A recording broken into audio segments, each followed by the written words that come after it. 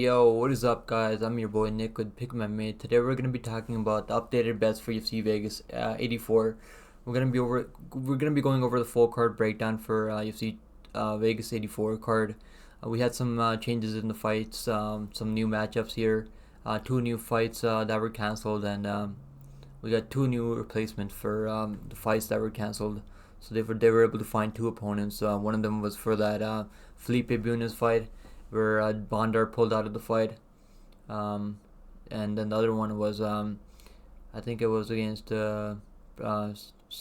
Preston Parsons. Yeah, he's supposed to take on someone else, but he's fighting Semelsberger now. So let's go over it, guys. We're gonna go over the full card breakdown. We're gonna be going over the money lines, and we're gonna be taking a look at the overs and under totals. Let's get over it, guys. Make sure you guys drop a like for the video. It really helps out the YouTube algorithm. And make sure you guys subscribe to the channel. We're trying to work our way to 1K subscribers. I appreciate you all, man, a lot. So let's freaking go, guys. Let's go over the first fight on the first fight on the card. I mean, holy shit, I was live all night long. I was live for like 8 hours, so I still haven't slept yet. Just got some workout in, so I feel a lot better right now. So I feel pretty energetic right now. I'll probably, like, my mind's not really fully like awoke right now, so excuse me if I say something wrong or something crazy, but let's go over it, guys. So we got Felipe Bunes taking on Joshua Van. Felipe Bunes was supposed to taking on Denise Bondar, the absolute fraud that Denise Bondar is, and I was picking Felipe Bunes over Denise Bondar because I don't think Denise Bondar should be in the UFC at all, and I'm not high on Denise Bondar at all. But now that Denise Bondar pulled out the way he did, Joshua Van's gonna take this fight, stepping in on short notice, and Joshua Van, I think, is gonna win this fight. I mean, he's been fighting good level competition out there. He's been fighting in cage for UFC back in the day. Fought guys like Paris Moran there, Keith Cleveland, McLean, who's got over like 30 fights at this point. I mean, he's fought some good guys, man. He's fought Jalgas Jumagulov in his UFC debut. Picked up a win as a plus 200 underdog almost against Jalgas Jumagulov. I mean, that's not an easy matchup, let's be honest. And that should have been a 29-28 decision. He almost finished Jalgas Jumagulov in the second round there, and then we did bet on him against Kevin Borjas too. So Kevin Borjas did drop him early in the first round, had him in some trouble early, but then Joshua Van, being really tough and durable. I mean, he's got some clean boxing. He was digging to the body a lot and hurting Kevin Borjas, but Kevin Borjas is as tough as they come too. So I think Joshua Van's gonna get the win here. Felipe Bunes, the tape that I was able to go back and watch over him, I mean, he's mostly a jiu-jitsu guy, but he's got some Muay Thai skills on the feet. He's got some good leg kicks, good head kicks, good body kicks, and he doesn't have much power on the feet. I know he's knocked out some people, but it was mostly a ground and pound stoppage. It's mostly a guy is gonna try to get a top position over you and land some nasty ground and pound. But he gets taken down a lot. I mean, he's got no freaking takedown defense, man. Absolute no takedown defense. But he's really dangerous off his back. And if Joshua Van doesn't mind his P's and Q's from top position and leaves his arm open, or like for like an arm bar, or leaves his leg out there in the open, I think Bunes will definitely snatch something up. But I do think Joshua Van he's got pretty good fight IQ. There's a reason he's 9-1. He's fighting legit guys out there. He's not taking on some cans out there. And he's only 22 years old, so you gotta expect him to make a lot of improvements in the time. Like, imagine how much improvements you're gonna make at this age, how fast your body is gonna recover, and cutting all that weight to 125 is gonna be much easier for a guy like Joshua Van than it's gonna be for Felipe Bunes, who's much bigger and 34 years old for that 135 125 weight class. So Felipe Bunes making his UFC debut at 34 years old. I mean, that's tough, man. You don't see that often. So I do think Joshua Man's gonna get this done. I do like him at minus 180, minus 180. I think you can catch him at minus 180, minus 190, and I do think he can get a win here. Let's see what the odds are. I think he's like minus 180, minus 190, right? Where is he? Let's check it up, guys. Let's check it right now. So Felipe Bunes is right now, he's plus 155, and comeback on Joshua Van is minus 180. I do like the fact that Joshua Van's been fighting UFC level competition out there, and he's been beating these tough guys, man. Jalkas Jumagulov, I think, would beat a guy like Felipe Bunes. and the way that he just beat him up and had him in some big trouble in the second round. I do think he can get a finish here, Joshua, man. I do think he can finish a guy like Felipe Bunes on the feet. But Felipe Bunes is tough, man. He's a tough Brazilian dude, and it's not gonna be easy fight by any means. But I think Joshua Man's gonna be in a shape. I think his cardio's gonna be on point. But he's stepping in short notice, so that's gonna be a little bit of worry. And he's only 22 years old, so you gotta think about that too. Really young guy still. The totals, they open the totals at 2.5. Under 2.5 is minus 170. Over 2.5 is plus 140. I do think this fight likely ends in under 2.5 rounds. I do like violence here, and I do think that Joshua Man's gonna be the one getting either submission or knockout. I'll say knockout. I think you can get the knockout here. Let's go to the next one, guys. Next up, we got let's go to the next fight now.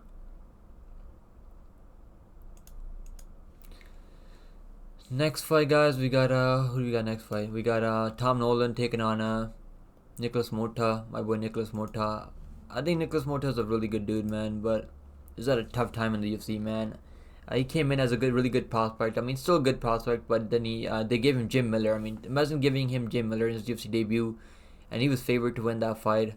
And that's a tough debut, man. Jim Miller still got some power at 40 years old. I mean, tough as they come. Fought guys like Charles Oliveira out there, so Jim Miller in your UFC debut, I mean, that's injustice. So then he came back. They gave him Cameron Van Camp, the chiniest guy in the UFC, at 155. And I don't think Van Camp is in the UFC anymore. But he did knock him out. He did get cracked early by Van Camp early. Van Camp cracked him with like a left hook, and it didn't really impact Motta that much. But that it was a knockout against Manuel Torres. We did bet Manuel Torres there. I did bet Manuel Torres by knockout because Manuel Torres is like a absolute killer be killed type of fighter. That he goes out there and lays it on the line each and every time. And I did think Manuel Torres might be able to catch him with something, and he was able to catch him with an elbow, nasty elbow, absolutely laid him out clean. And Motta was sleeping for like a couple of minutes. So tough, man. That's tough for Motta. I like Motta a lot.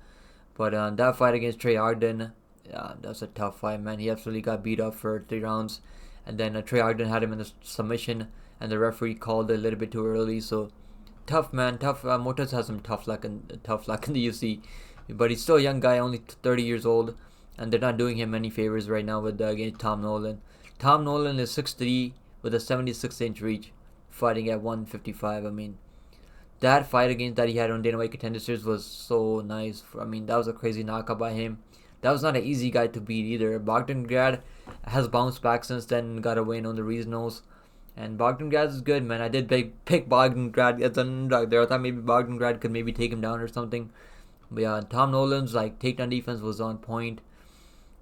And his striking is super legit. I mean, he's got really good technical striking, really good knees to the body, really good leg kicks. I mean, he goes up top with that kick too. But his hooks. I mean, he's got that 76-inch reach at 155, and it's those hooks, man. Those hooks will land. There, he's gonna catch Motta. I think here. I think he's gonna catch him. But as a Motta fan, I hope he somehow gets it done. But it's very unlikely. I think Nolan's gonna get this done by knockout. And let's see what the totals are right now, guys. Let's see what the totals are. Totals right now for Nikolas Motta. They're open the totals at 1.5. Under 1.5 is minus 185. I'm honestly not that shocked that under 1.5 is minus 185. I do like under 1.5. I think it's a good parlay piece. I do see a finish here in the first round, and I do think Tom Nolan's gonna be likely the one getting that finish by knockout.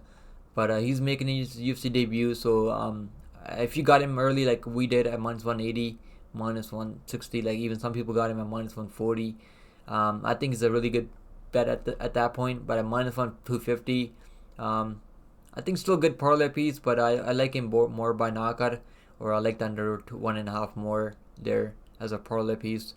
But tough luck for Nikolas Motta, man. I really hope he doesn't get cut here.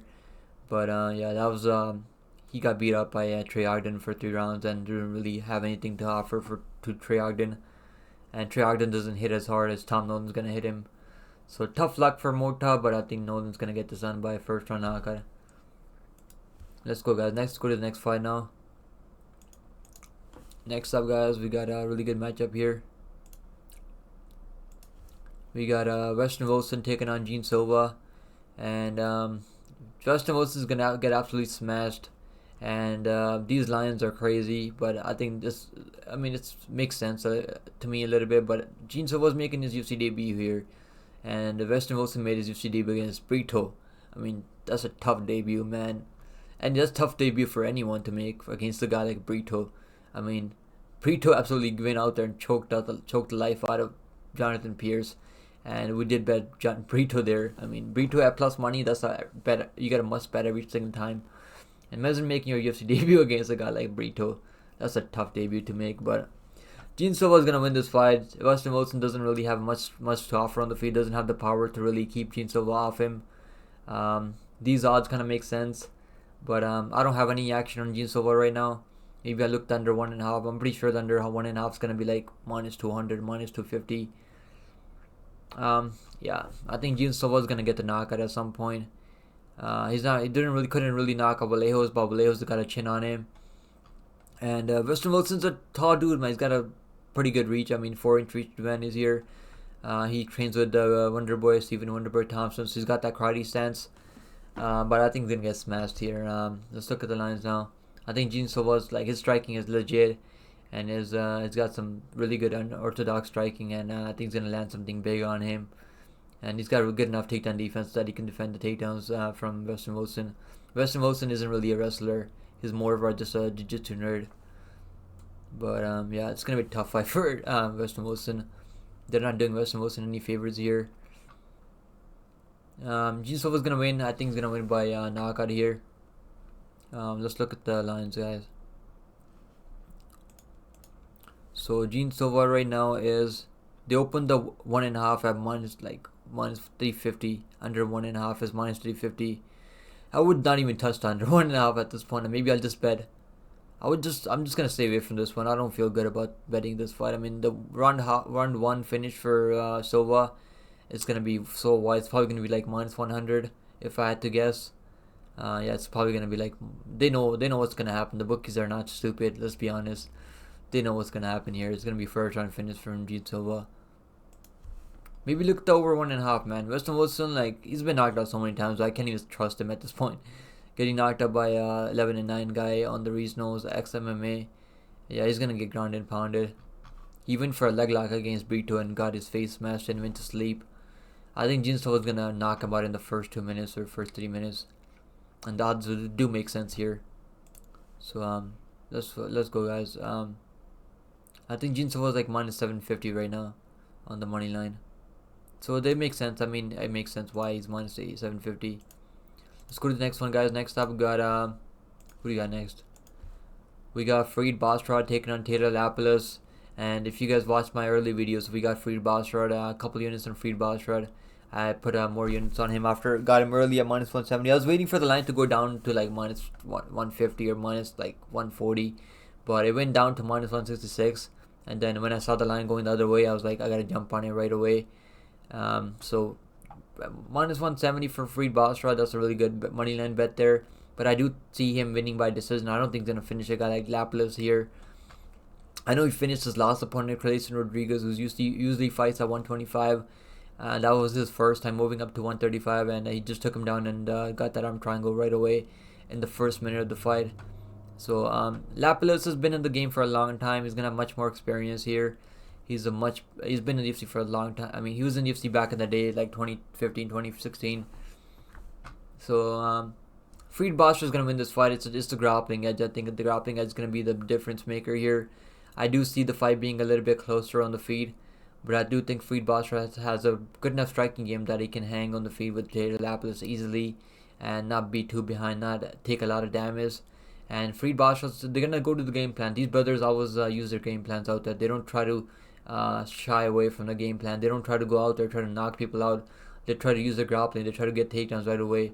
And Eric Nixon's gonna have a good game plan for him there at Extreme Couture. But Lapilus is no joke, man. Farid Basharat's at minus 250 right now, I think, right? Let me check. Lapilus, we did bet on Lapilus against Cola Lafren, and he looked really good out there. Lapilus looked really good out there, but he did get taken down in the second and third round and controlled for a little bit. but he did enough on the feet to take that win there in his hometown in France.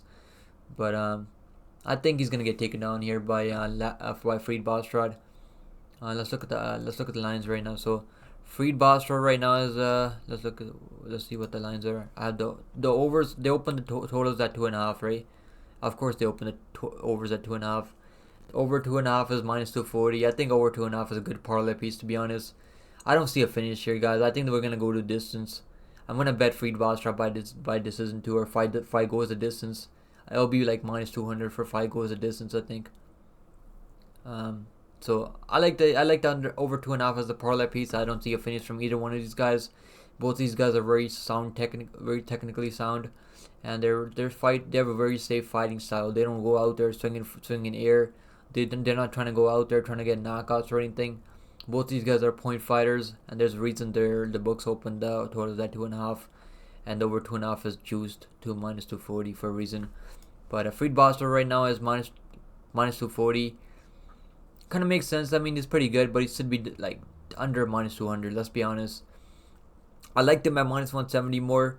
I wouldn't really play his money line at minus 240. It's a little bit too high for me. I would just look at the decision prop. I think you can get Farid Basharat by decision at like plus 110, plus 120. So I do like the Farid Basharat by decision. I think that's a good bet there. Let's go to the next one, guys. Next 5 we got so I like Farid Basharat by decision. That's my pick. We got McGhee taking on Gaston Bolaños. And I do like McGhee here. He's gonna have the grappling edge here. He's a very more well-rounded fighter. He's fought a much better level of competition. It's not even close. And he's gonna have the power advantage on the feet. He looks like a 50-year-old guy. Let's be honest. He's probably lying about his age, that he's 33 years old. He's training out of MMA Lab, so training out of a very good gym. And Bolaños, his debut wasn't that impressive. Let's be honest. He got signed off Bellator, and he's a former kickboxer, and he's got pretty good striking. But like if you can't knock out a guy like Aaron Phillips, I can't really expect you to go out there and knock out McGhee, who's got a chin and a half on him. I mean, McGhee is tough as they come. Never been knocked out. Only been submitted once in the first round early on. Other than back in 2022 by Nascimento. But I think McGhee's gonna get this done, guys. McGhee's by, I think I could see a submission too here. I like the knockout more. I think you can catch him on the chin. He's a guy that likes to go for knockouts, but he can go for a club and sub too. I think McGhee can go for a club and sub. I got McGhee early on when he was under minus 200. Right now he's sitting at minus 325, so the line is a little bit too wide for me at this point. I wouldn't really advise anyone to parlay him, but I think it's a good parlay piece. But man, maybe inside the distance prop. I like the inside the distance prop from McGhee. But this line is getting out of control right now. Let's look at the line. So McGhee right now is minus 244 on bet online. I do like that minus 244. If you can catch him at minus 200, minus 225, I think that's a good money line to add to parlays there. But yeah, I don't think Bolaños is gonna knock him out or anything, and he's gonna have to knock him out to win here. I don't think he's gonna win a decision over McGhee. McGhee can take him down right away. I mean, Bolaños was getting taken down by Phillips. I think he got taken down like once or twice. I think by Phillips. So McGhee is much more stronger. What is the totals that opened at? Totals opened up at let's see here. They opened the totals at 2.5. Under 2.5 is minus 215. I do like the under 2.5 rounds. I do think we can get a club and sub here from McGhee. Minus 215. I like the fight doesn't go the distance more than like under 2.5, because I think Bolaños is a tough dude, man. He's not gonna go out there and get finished easy. But I do see a finish here in the first 2 rounds, and I'm gonna say that under 2.5 round is a good bet here. Maybe a good parlay piece here. It's a better bet than I think McGhee money line at this point. But I do see McGhee getting the win here at minus 244. I think that's not too bad. Let's go. I got McGhee by I think club and sub maybe. Let's go to the next one, guys. Next up we got Matheus Semelsberger taking on Preston Parsons. So Matheus Semelsberger stepping in short notice here, guys. He's a pretty big dude for the weight class, 6'1" with a 75-inch reach. And he's a favorite here in this fight, stepping in short notice, coming off that knockout to Urs Medic. Yeah. I'm picking underdog here. I don't really like what I've seen from Semelsberger. He gets taken down all the times. But he didn't beat Jake Matheus, dropped him like 3 or 4 times. I mean, he's got a ton of power. But I do think Preston Parsons, he's going to have a full training camp for this fight. And I think he can do the same thing that he did to Evan Elder, just take him down over and over. He's got some really good control on top, really good ground and pound. He goes from ground and pound to submissions, to ground and pound back to submissions, back to ground and pound to submissions. He's gonna keep looking for that submission over and over. He had Evan Elder in like a arm triangle in the end of the first round. Evan Elder was tough, dude, man. Evan Elder's tough as it come.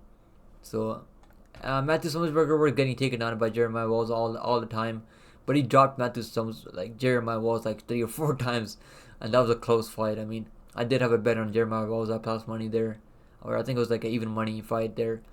But yeah, that was a sweaty fight. I mean, holy shit. I like Preston Parsons because he's got the full camp for this fight. He's fought legit guys. He got submitted Ignacio Bahamondes back in the regionals by first round armbar submission. He's fought guys like Mike Perry early on in his career. He's been fighting only legit guys since early on, and he's gonna have a full camp for this one. He went to split decision with Trevin Giles. Got knocked out by Daniel Rodriguez, but he took that fight on short notice, I think, against Daniel Rodriguez. And Rodriguez is a big dude for the weight class and has a ton of power and has really good takedown defense. I don't think Semelsberger has the takedown defense that Rodriguez has. But everyone's picking Semelsberger here, and he's a favorite too. But I think Parsons can get this done, man. I really do. Parsons, what's he sitting at right now? Parsons, let's see the lines. I do think Matheus Semelsberger can get this done. I didn't have it up on the screen, my bad. But yeah, I really do think that Parsons can get this done. He's got really good double leg takedowns. He's got good enough striking too. I know he doesn't have any knockouts, but he's got pretty good power too. He's cracking Evan Elder in that fight. So I do like the underdog here, guys, a little bit. Not like don't go crazy on it or anything, but I think the underdog here has got a pretty good chance of getting it done. He is gonna get the takedowns over Matheus Semelsberger, and I think Parsons' cardio is good enough where he can hang on top position, hunt for submissions, land some ground and pound, do enough on the ground where he takes 2 out of the 3 rounds. But Matheus Semelsberger probably gonna hurt him at some point, and Parsons doesn't have the best of chins out there, so I don't have any bets on him right now. I'm probably not gonna bet on him at these odds. Plus, if he gets to like plus 150, plus 160, I'll probably bet on him at those odds. I like even money, almost even money. I don't know if I want to bet on him, but I do think he can get this done, and I'll be cheering for him because Matheus Semelsberger is just like falling off a little bit of a cliff. He got brutalized by Urs Medic there, but he did have some success early on there, and but he got like, it was a spinning back fist, yeah, and he got put out there. So he had a pretty good chin before that, but Morona was able to like kind of just outstrike him too. So he can get outstruck and get outworked, and I think Parsons can get it done as an underdog here. Let's look at the lines, guys. So right now, Preston Parsons is, where's the lines right now? I can't find it here. Maybe BetOnline doesn't have the lines up. Am I tripping out or something? Or okay, Preston Parsons is +1. Let me see here. There it is. It's under right here. +110, and yeah, the odds are pretty much the same. The odds haven't moved at all. And yeah, I do like the underdog here, +110. I think he can get this done. I'm not really that high on Matheus Semelsberger. Let's go to the next fight, guys. Next up, what's the totals at? Let's see what the totals are at. I'm curious now what the totals are at. Do they have totals for this one? The totals are 1.5, 1.5, and the over 1.5 is -160. Honestly, I do like the over 1.5. I think the over 1.5 has a good chance of there's a good chance that this fight goes over 1.5 rounds. Cause I do think Parsons very tough dude, man. That dude is not easy to knock out. I know he got knocked out by Rodriguez in the first round, but this dude is tough, man. And Semelsberger is tough too. So I do like the over 1.5 rounds. Maybe a fight goes to second round. I like that a little bit more than the over 1.5. I think you can get the fight starts round 2 minus 200. Let's go do the next fight, guys. Next up now. Who do we got next up now? So my pick is Preston Parsons by decision. I think grapple him for 3 rounds. Next up, guys, we got Arlovski taking on Waldo Cortes-Acosta, and I'm picking Salsa Boy here. Arlovski's father time's catching up with him, even though he was winning that fight against Dontel Mays. Then he got all it took was 1-2s right down the middle, and he got knocked out there. Yeah, his chin is just not there. It's never really been there. I mean, he's been knocked out like 12 times. I mean, yeah. Acosta's gonna knock him out first round. There's a reason he's a minus 400 favorite here. And I think it's one of the better parlay pieces that we even at minus 400. We got him early at minus 270. I mean, we put him in a parlay of the week, of the card, I mean. Along with Nolan and one more fighter that's coming up. So, minus 270 was a really good line if you got in early at minus 270 or minus 200 or whatever. So, right now he's minus 400. I think it's still a good parlay piece, to be honest. I like Cortes-Acosta by knockout even more. I think this fight goes under 1.5 rounds. But Arlovski's he's a point fighter a little bit. He's able to edge these decisions out. He's got so many split decision wins at this point. So if you're gonna bet Arlovski, maybe just bet him by split decision. So let's see. Damn, I didn't have the screen up again, but there it is. So yeah, I think Cortez is gonna get this done, guys. I think he should be able to get it done. By knockout first round. But yeah, so Cortes-Acosta is minus 420 right now, and the comeback on Arlovski plus 320. And what is the total? Let's see the totals right now. The totals are, they have under 1.5. Over 1.5 is minus 136. I think it's gonna go under 1.5. I like the under 1.5 at plus 106. I do see a finish from Cortes-Acosta. He's finishing guys now. Like he's looking for these knockouts. He's not trying to go out there and point fight anymore. He's swinging big hammers. He's a former baseball player, and he's gonna be swinging big hammers. And I don't think it's gonna take much to knock out Arlovski anymore. His chin's been cracked too many times at this point. If you're getting knocked out by Dontel Mays, yeah, you're definitely gonna get knocked out by Acosta. I think for sure. Let's go to the next fight, guys. Next up, we got a really good match. So I got Costa by first round knockout. We got Phil Hawes taking on Bruno Ferreira. Phil Hawes, all-American wrestler, really good wrestling, but he barely ever shoots takedowns. And he's probably going to be the more technical striker here. But he just has no chin left. I mean, Phil, no chin has. He's been knocked out 4 times, 3 times in the UFC. All of his losses in the UFC are by knockout. And all it took was 1-2s right down the middle for Ikram Alizkar. Wasn't even the biggest shots out there. And knocked him out clean. He was sleeping.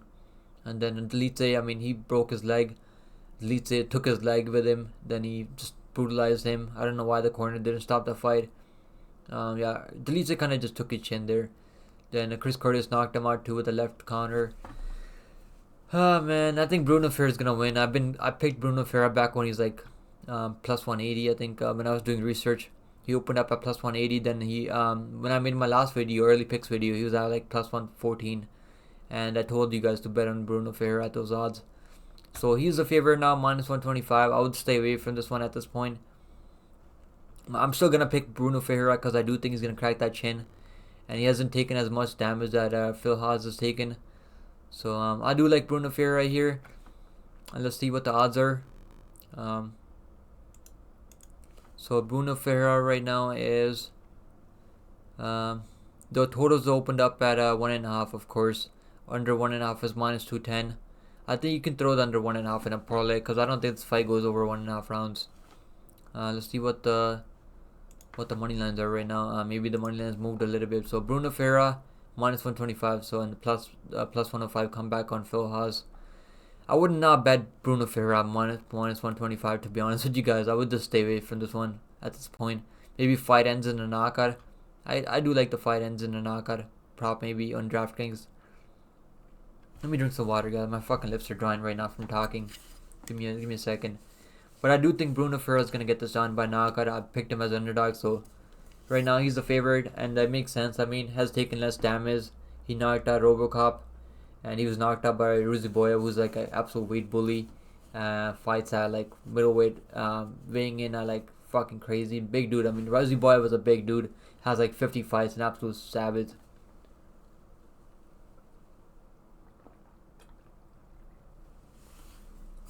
So I think Ferreira's gonna get this on knockout. If he doesn't get the first round knockout, I think I could see Phil Hawes maybe taking him down, getting his back, locking in the submission, because he does have the grappling upside here. All-American wrestler. Fought the much better level competition out there too. But I don't think it matters, man. His chin is just not there anymore. So I can't really trust his chin anymore. What's the... Yeah, under 1.5 is, I think, is a good parlay piece. Let's go to the next fight, guys. So I got Ferreira by first round knockout. We got Ricky Simón taking on Mario Bautista. And I was having a tough time picking this fight early. But I think Ricky Simón is going to get this done, man. I did pick against him with the Song Yadong as an underdog. And Song Yadong has crazy power, crazy speed. And Mario Bautista has pretty good power too. He's not really knocking guys out or sleeping. He's dropping guys out there.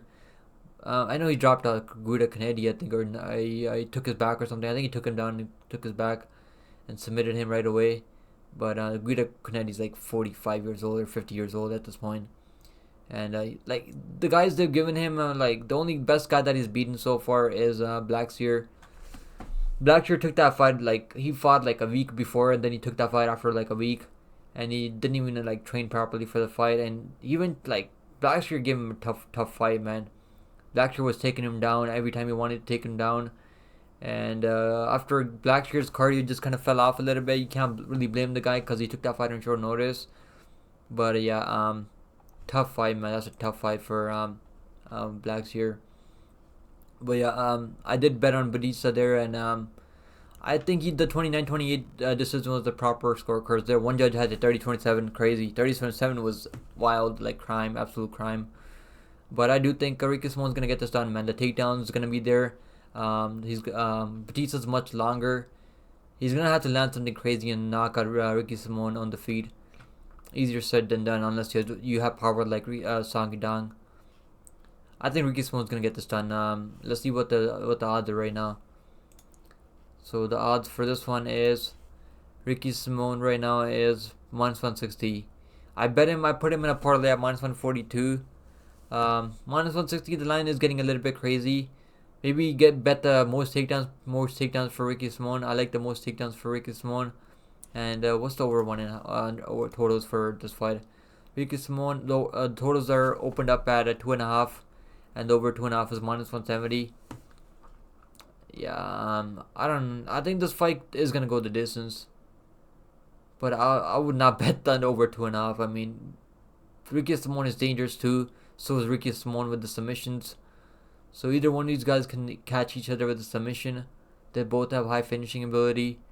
But the way I see Ricky Simón winning is staying safe from the submission game, taking him down and wearing on him a little bit, making him a little bit tired. And I think he's going to win a decision here. At this point, I would just stay away. I think the line's a little bit too high for Ricky Simón. If you like Mario Bautista +140, I think that's a great line. I was picking Mario Bautista early on, but seeing him get taken down a lot, I mean, by Blackshear, and Ricky Simón's a really good grappler. I mean, he was taking on Merab Dvalishvili, so, and then he submitted Merab Dvalishvili, but that was a very back and forth fight, very close fight. But if you're taking down guys like Merab Dvalishvili, you're definitely gonna be taking down guys like Mario Bautista. But yeah, Bautista's a very dangerous dude though, so he's gonna have to be careful though. He's gonna have to mind his P's and Q's. But I'm picking Ricky Simón by decision here. Next fight, guys, we got Jim A10 Miller taking on Gabriel Benítez. And I've been picking Jim Miller like from the early picks videos from like the last 2 or 3 weeks.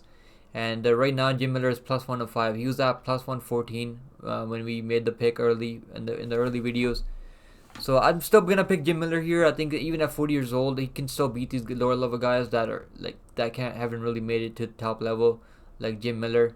Jim Miller's only losing to top level guys. I mean, his only losses are coming to guys like Hernandez, Joe Selecki. I mean, that was a very close fight. against Joe Slecki. Vince Pichot, Vince Pichot is a fucking tough veteran. Scott Holtzman, who is not in the UFC anymore, but he was in the UFC at one point. But he's looked really good. Jim Miller has looked really good in the last couple of fights right now. Knocked out Eric Gonzalez, knocked out Nicholas Motta, knocked out Don Cerrone, Leslie Don Cerrone, knocked out Jesse Butler in the first under a minute. Yeah, he only got out grappled by Hernandez, but he gave Hernandez a tough fight though.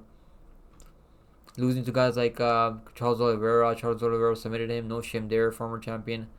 Dan Hooker knocked him out with a knee.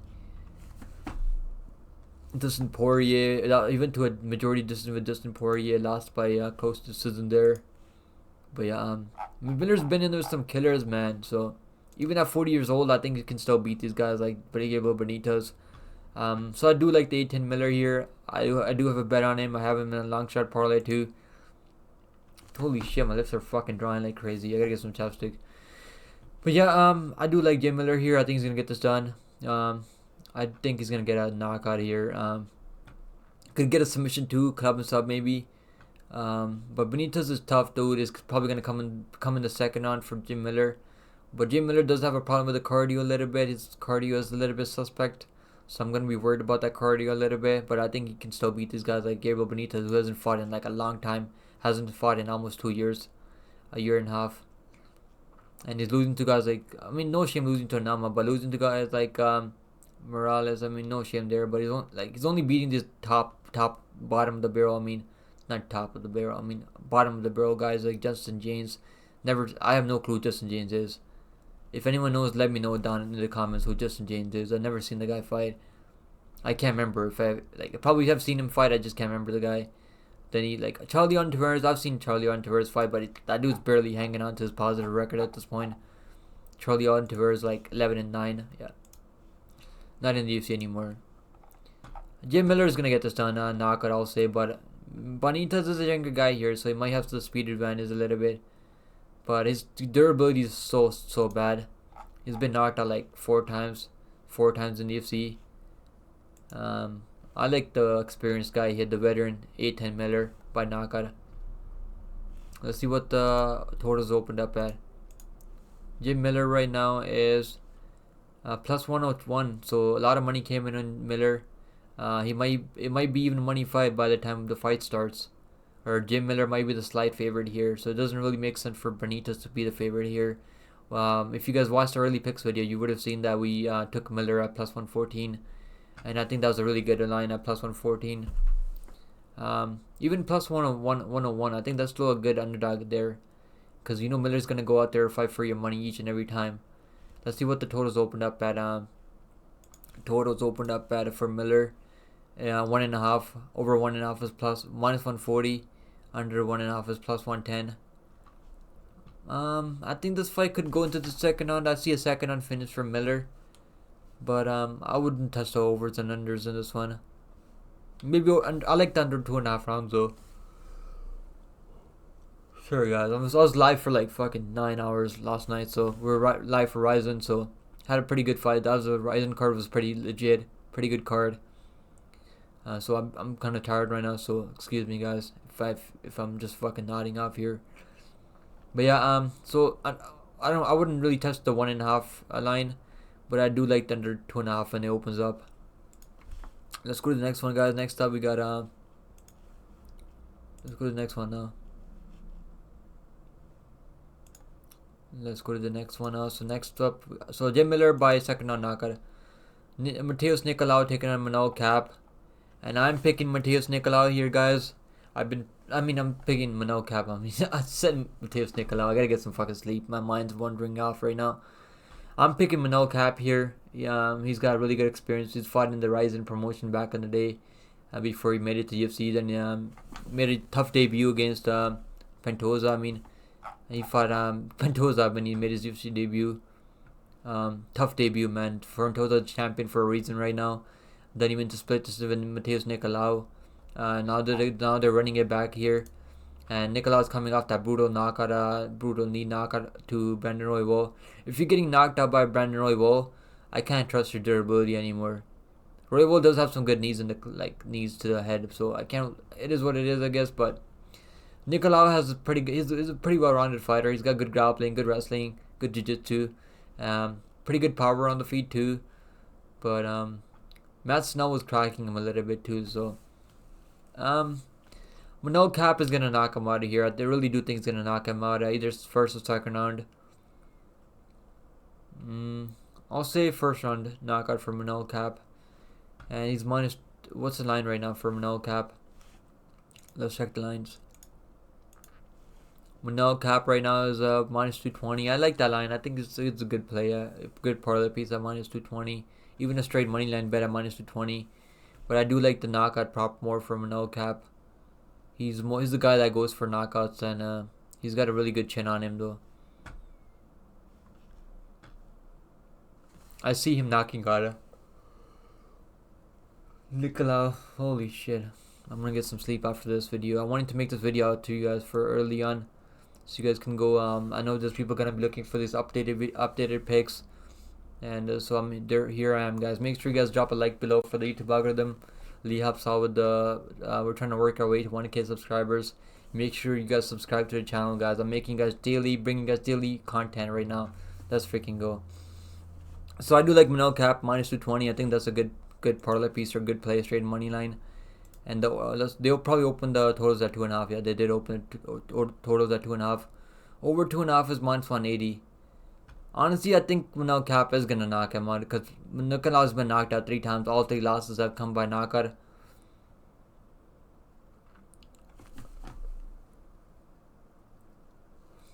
Holy shit! I only got one more fight left now, so I like the under 2.5 rounds here, plus 150. And I like the fight doesn't go the distance even more here. It's probably gonna be plus 125, plus 130 for a fight doesn't go the distance. Because Manel Kape has good striking, really good clean striking. He's really technical, really good boxing, and he's got a ton of power too. So I know he didn't knock out that last guy, Dos Santos. That kid is a tough Brazilian though, and he's got a chin on him. And Nicolau doesn't have a chin on him. So I'm gonna pick Manel Kape by I'll say either first or second on knockout. Let's go to the next one, guys. Next up, we got another really good matchup here. We got the main event now. Ankalaev taking on Johnny Walker.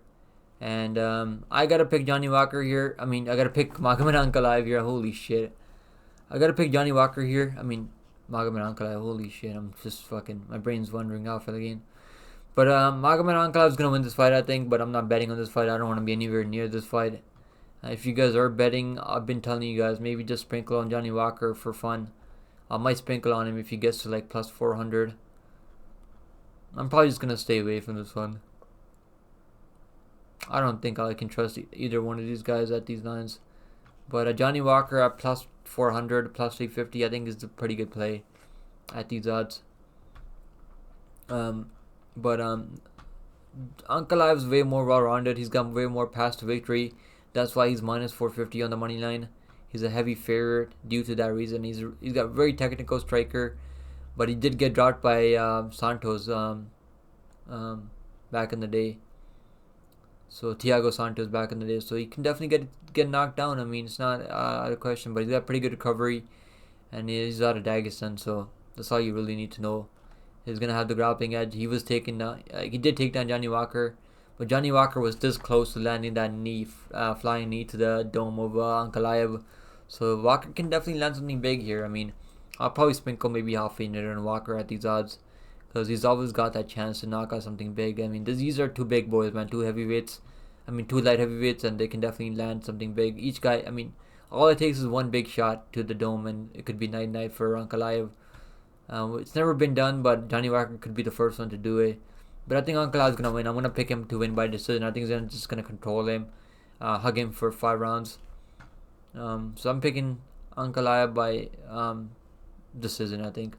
Let's see what they open the totals at. So Ankalaev right now is a minus. They opened the totals at 1.5. I like the over 1.5 a lot, to be honest. The last fight was going over 1.5 rounds. It was on the way to over 1.5. I think it might have went over 1.5. I'm not too sure. I can't really remember right now. But what's the line right now? Johnny Walker plus 345. Come back on Ankalaev plus minus 445. I like the over 1.5 even more than I like any of those money line plays. But I wouldn't mind I wouldn't like tell you guys to bet Ankalaev at these odds. Maybe sprinkle Walker at these odds.